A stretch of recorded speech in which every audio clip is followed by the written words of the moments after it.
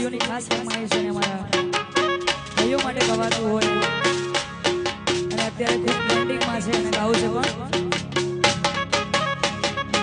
હા